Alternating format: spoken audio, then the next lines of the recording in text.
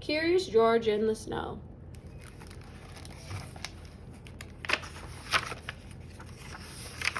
This is George. George was a good little monkey and always very curious. One cold day, George went to a winter sports competition with his friend, the man with the yellow hat.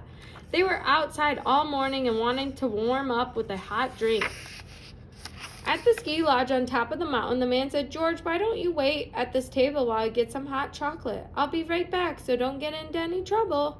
George liked being on top of the mountain. There was so much to see. Why, there was something interesting. George thought it looked like a spaceship.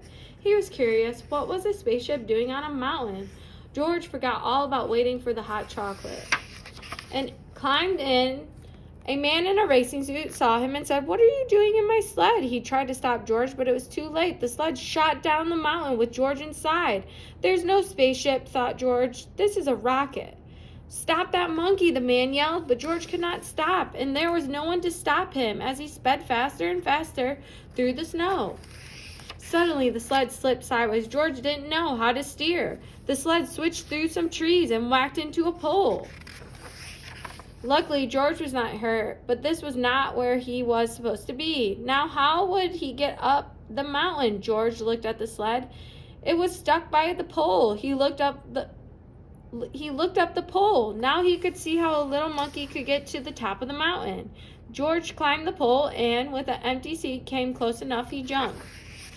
What a view from up in the air. George could see everything as he rode up the mountain. He watched tiny skiers race down. When he reached the top, George was happy to see the ski lodge. This was where he was supposed to be. George found the table. He couldn't find the man with the yellow hat. Where could he be? George looked down the mountain. There was someone who looked like his friend. Maybe his friend was going down to get George, but how could George get down the mountain this time if he only had a sled? Another sled.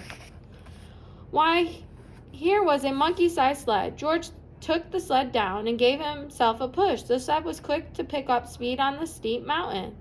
George zigged the way and that way, and then another way altogether. He flew over a hill and landed on the raceway. "It's a monkey," yelled a boy. The crowd cheered.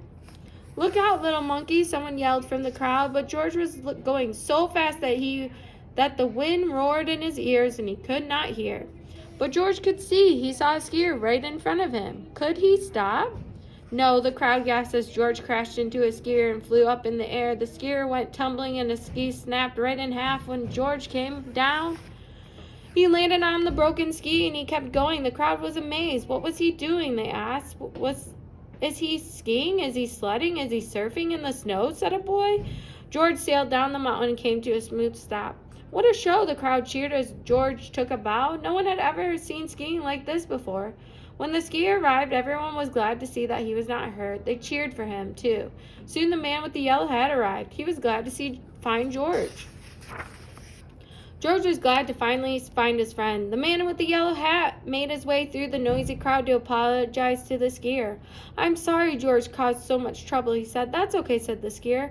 "I still have another race and another pair of skis." Then he said, "That was some skiing, George." Later that day, the skier raced again and won. It was a new record. The crowd went wild. They were still cheering when the skier found George at the finish line. "Thanks to you, George, this big crowd stayed to cheer me on," he said. "I couldn't have won without you, with them or you." He lifted George to his shoulder and the crowd cheered once more for their favorite monkey skier, George. The end.